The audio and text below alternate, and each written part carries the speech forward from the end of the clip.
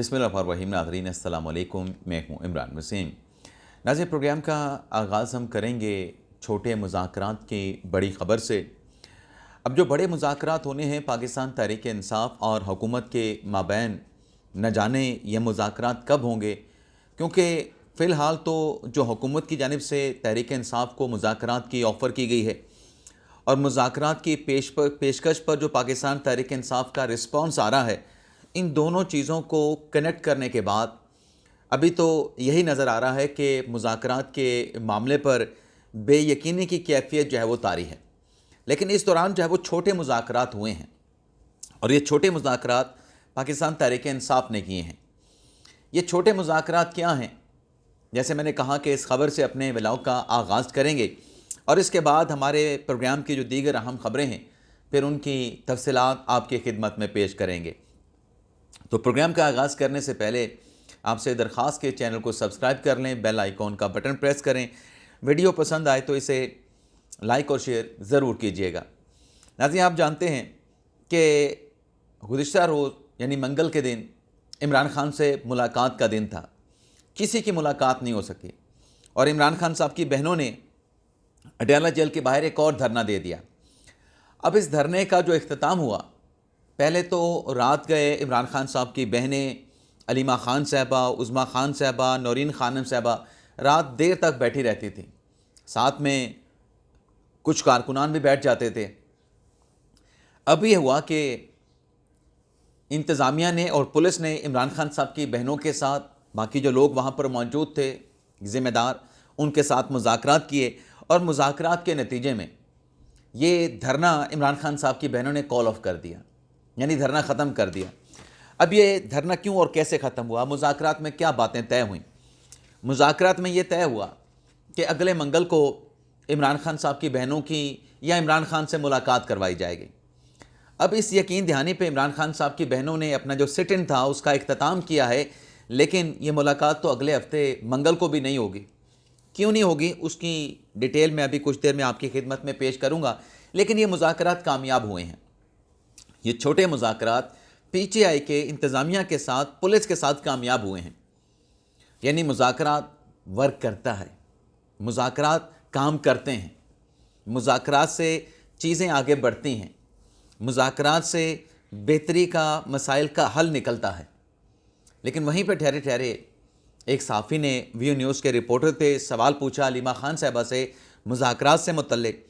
तो अलीमा ख़ान साहबा ने उस रिपोर्टर की जो कैपेबिलिटी है उस पर सवालात उठा दिए। अलीमा ख़ान साहबा ने उल्टा उस सहाफ़ी से सवाल करना शुरू कर दिए कि हम मुज़ाकरात में क्या बात करें, ऐसी क्या बात पूछें, ऐसी क्या डिमांड रखें, ऐसी क्या बात करें कि जिससे इमरान खान की रिहाई हो जाएगी। अब सहाफ़ी ने कहा कि मुज़ाकरात तो आपने करने हैं, मुज़ाकरात में डिमांड भी आपने देने हैं, मैं कैसे बता सकता हूँ। तो अलीमा ख़ान साहब ने कहा कि आप फिर रिसर्च किया करें, आप अगर रिसर्च करेंगे तो आप बड़ा तगड़ा सवाल कर सकेंगे। तो मुझे खुशी होगी, आपने माइक पकड़ लिया लेकिन आपने रिसर्च नहीं की। अब अलीमा ख़ान साहबा उस रिपोर्टर को सहाफ़त भी पढ़ा रही थी कि मुज़ाकरात में क्या बात करें, आप मुझे बताओ, आपने रिसर्च नहीं कर रखी। उसके बाद नाज़िम महमूद ख़ान अचकज़ई साहब, उन्होंने भी मीडिया के साथ गुफ्तगू की। अब महमूद ख़ान अचकज़ई साहब ने क्या पेशगोई की? पेशगोई तो नहीं बल्कि उन्होंने दावा किया वहाँ पे एक, वो कहते हैं ना, ट्रक की बत्ती के पीछे लगाना, तहरीक इंसाफ के लोगों को ट्रक की बत्ती के पीछे लगा दिया। अचकज़ई साहब ने कहा कि आज तो हम ये धरना ख़त्म कर रहे हैं, लेकिन अगर आप चाहते हैं, तहरीक इंसाफ के कारकुनान से वो मुखातब थे, अगर आप चाहते हैं कि इमरान खान से आइंदा मंगल को मुलाकात हो, इमरान खान की रिहाई हो, तो यहाँ पर एटलीस्ट 10,000 लोगों को पहुँचना होगा। यानी अब तहरीक इंसाफ ये कह रही है कि 10,000 लोग अडयाला जेल के बाहर पहुँचेंगे, इमरान खान से मुलाकात भी हो जाएगी, इमरान खान की रिहाई भी मुमकिन हो जाएगी। जब नाज़रीन आप इतनी तादाद में 10,000 है या चाहे 5,000 है, आप वहाँ पे लोगों को बुलाएंगे, तो इंतज़ामिया क्या कह रही है कि सियासी मुलाकातें नहीं करवानी, सियासी दबाव को बर्दाश्त नहीं किया जाएगा। तो फिर अगले हफ्ते कैसे मंगल को मुलाकात होगी? वैसे तो गुज़िश्ता रोज़ भी 10,000 बंदे पहुँचे अडयाला जेल के बाहर, इसकी कॉल दी गई थी, लेकिन 10,000 बंदे नहीं पहुँचे। अब अगले मंगल के लिए 10,000 बंदे वहाँ पर लाने और पहुँचाने की बात की गई है। क्या अगले हफ्ते मंगल के दिन 10,000 بندے پہنچیں گے اگر کل نہیں پہنچ سکے؟ یہ سوال ناظرین ہے نا. اور کیا 10,000 پہنچ بھی جاتے ہیں؟ کیا اس سے بانی تحریک انصاف عمران خان کی رہائی ہوگی؟ اچھا صاحب کہتے ہیں وہی علیمہ خان صاحبہ والی بات کہ کس سے مذاکرات کریں، کیا مذاکرات کریں. بھئی آپ کی جو ڈیمانڈ ہے، آپ کہتے ہیں جی الیکشن قلعدم کر دیں، آپ کہتے ہیں نئے انتخابات کرا دیں، انٹرم گورنمنٹ بنا دیں اور پتہ نہیں کیا کیا کر دیں. آپ وہی مطالبات بتا دیں، وہی مطالبات جا کے آپ مذاکرات کی ٹیبل پہ سامنے والے فریق کے سامنے رکھ دیں. یہ ایک عجیب سا سوال ہے کہ مذاکرات میں کیا بات کریں. اور پھر کہتے ہیں کہ اب ہمارا نعرہ یہ ہے کہ ہم ظلم جو ہے مٹانے نکلے ہیں، آؤ ہمارے ساتھ چلو، یہ ہمارا نعرہ ہے. اب کل 8 جنوری سے، یعنی آج 7 جنوری کو ہم بیٹھے ہیں، 8 جنوری سے تحریک تحفظ آنے پاکستان کا جو ڈیلیگیشن ہے، جو قیادت ہے، وہ جی ٹی روڈ، بذریعہ جی ٹی روڈ جو ہے وہ لاہور کی جانب روانہ ہوں گے. اور 9 جنوری کو جناب سہیل افریدی صاحب کراچی پہنچیں گے. اب یہ جو لاہور پہنچنے والی کہانی ہے، ہم ظلم مٹانے نکلے ہیں، آؤ ہمارے ساتھ چلو، تو جو ماضی کا ظلم ہے اس پہ تو پھر ایسا کوئی نعرہ نہیں تھا اچکزئی صاحب کا. اور جنہوں نے ماضی میں ظلم کیا ان سے تو معافی نہیں منگوائی اچکزئی صاحب نے. اور پھر سوال یہ بھی ہے کہ جو ظلم تحریک طالبان پاکستان کے نہتے عوام پہ کر رہے ہیں، اس ظلم کی مذمت کیوں نہیں کی جاتی؟ اس ظلم کے خلاف بیان کیوں نہیں دیا جاتا؟ اب رات آپ نے ٹی وی چینل پہ دیکھا ہوگا کہ پی ٹی آئی کے لوگوں سے کہا گیا کہ صرف ایک سوال کا ہاں یا نہ میں جواب دے دیں، کیا تحریک طالبان پاکستان دہشت گرد تنظیم ہے، دہشت گرد آؤٹ فٹ ہے، نہیں ہے؟ تحریک انصاف کے رہنما اس پہ جواب نہیں دے رہے تھے. تحریک انصاف کے رہنما کہہ رہے تھے کہ تحریک طالبان پاکستان کے اندر بھی بہت سارے سیکشنز ہیں، بہت سارے گروپس ہیں، دھڑے بنے ہوئے ہیں. بھیا آپ سے ہاں یا نہ میں جواب پوچھا کہ ٹی ٹی پی دہشت گرد ہے، دہشت گرد نہیں ہے، اس کا جواب نہیں دیا گیا.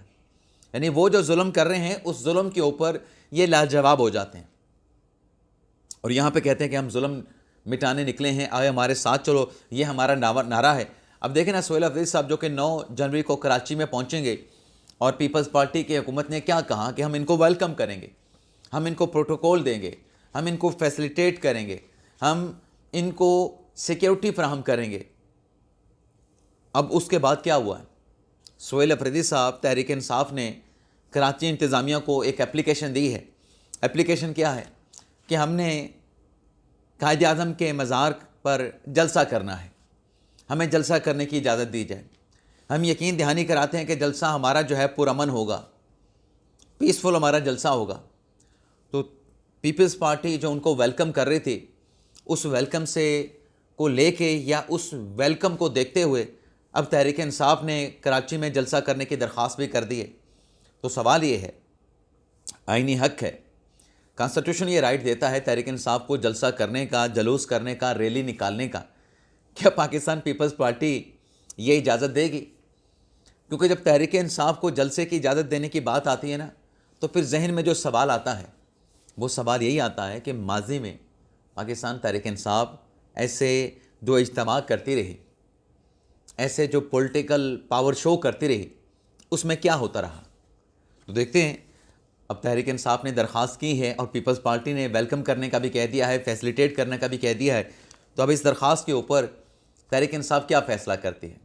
ڈیفینیٹلی پی ٹی آئی کی جو قیادت ہے وہ سر جوڑ کے بیٹھے گی اور اس درخواست کے اوپر ڈیفینیٹلی ان کو کچھ نہ کچھ یا کوئی نہ کوئی فیصلہ جو ہے وہ کرنا پڑے گا. یہ تھی ناظرین ہماری سیاسی خبریں. اب ناظرین اس کے ساتھ ساتھ کچھ خوشخبریاں بھی ہیں. ایک خوشخبری ناظرین یہ ہے کہ پی آئی کی نچکاری ہوئی، خزانے کے اوپر جو ایک بوجھ آتا تھا پی آئی کا خسارہ کم کرنے کے لیے، تنخواہیں ادا کرنے کے لیے، وہ بوجھ کم ہو گیا. اب یہ ہوا ہے کہ حکومت نے جو خسارے میں چلنے والے دیگر ادارے ہیں ان کی نجکاری کا بھی فیصلہ کیا. فیصلہ تو ویسے پہلے بھی ہو چکا ہے. ایکچولی ڈیولپمنٹ تو یہ ہوئی ہے کہ وزیر اعظم شہباز شریف صاحب کی سربراہی میں نجکاری سے متعلق اجلاس ہوا ہے، اور اس اجلاس میں جو پاور کمپنیز ہیں، بجلی سپلائی سے جو کمپنی ہیں، ان کی نجکاری سے متعلق اہم فیصلے کیے گئے. یعنی یہ جو بجلی فراہم کرنے والی، آپ تک پہنچانے والی جو کمپنیاں ہیں، اب ان کی نجکاری کی جائے گی. اب آپ یہ سوال کر سکتے ہیں کہ اس میں عوام کے لیے خوشخبری کیا ہے؟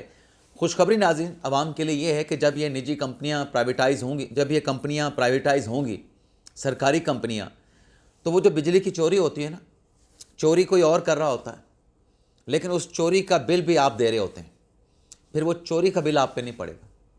پھر جو چوری کرے گا، بجلی جہاں پہ چوری ہوگی وہاں پہ بجلی کی سپلائی ختم کر دی جائے گی، وہاں پر بجلی کی سپلائی منقطع کر دی جائے گی۔ جو جتنی بجلی استعمال کرے گا اس کو اس بجلی کی پیمنٹ کرنا پڑے گی، وہ کسی دوسرے کی بجلی کی پیمنٹ جو ہے وہ نہیں کرے گا۔ تو ڈیفینیٹلی پاکستان کے عوام کے لیے اچھی خبر ہے، لیکن دوسری جو اچھی خبر ہے وہ اس سے بھی زیادہ بڑھیا ہے، اس سے بھی زیادہ بہترین ہے۔ وہ خبر کیا ہے؟ پہلے تو آپ دیکھیں کہ بنگلہ دیش نے جو T20 ورلڈ کپ میں بھارت کا دورہ کرنے سے انکار کیا، اس پر آئی سی سی نے بنگلہ دیش کے موقف کو رد کر دیا ہے۔ اب آئی سی سی کا موقف پانے کے بعد بنگلہ دیش کیا فیصلہ کرتا ہے، لیکن یہ فیصلہ بنگلہ دیش کی حکومت نے کر لیا ہے کہ جو بنگلہ دیش کی ایئر فورس ہے اس سے اسٹرینتھن کیا جائے گا، اور بنگلہ دیش کی فضائیہ کو اسٹرینتھن مضبوط بنانے کے لیے کس سے مدد لی جائے گی؟ پاکستان کی فضائیہ سے، پاکستان کی فوج سے مدد لی جائے گی۔ پاکستان سے دفاعی ساز و سامان بنگلہ دیش خریدے گا، بنگلہ دیش پاکستان سے لڑاکا طیارے خریدے گا، فائٹر جیٹ پاکستان سے خریدے گا۔ اور آپ کے سامنے ہے کہ بنگلہ دیش کے جو ایئر چیف ہیں وہ پاکستان کے دورے پہ پہنچے ہوئے ہیں۔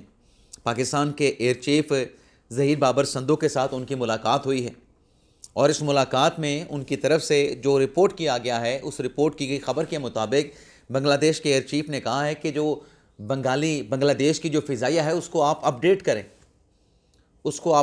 کریں، اور اس کا جو دفاعی نظام ہے انڈین اپنا بنگلہ دیشی ایئر فورس کا، وہ اپ ٹو دا مارک ہونا چاہیے۔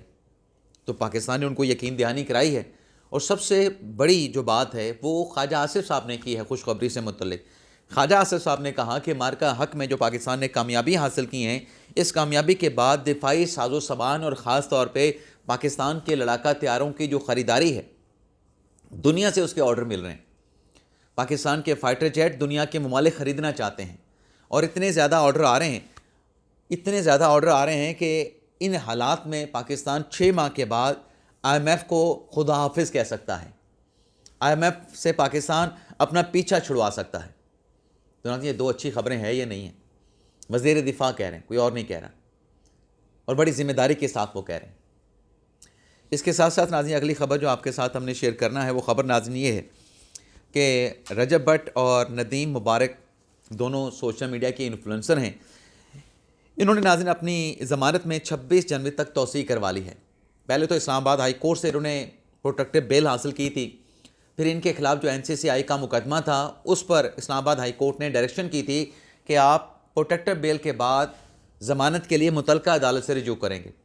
تو متعلقہ عدالت نے ان کو 6 جنوری تک ضمانت دی تھی، لیکن کل متعلقہ عدالت کے جو جج ہیں منصور احمد قریشی صاحب، انہوں نے ایک تو NCCI کو اس کیس کا جو ریکارڈ ہے وہ آئندہ سماعت جو کہ 20 جنوری کی تاریخ مقرر کی گئی ہے، 26 جنوری کی تاریخ مقرر کی گئی ہے، NCCI مقدمے کا ریکارڈ پیش کرے گی، اور رجب بٹ اور ندیم مبارک کو عدالت نے 26 جنوری تک جو ہے وہ گرفتار کرنے سے روک دیا ہے۔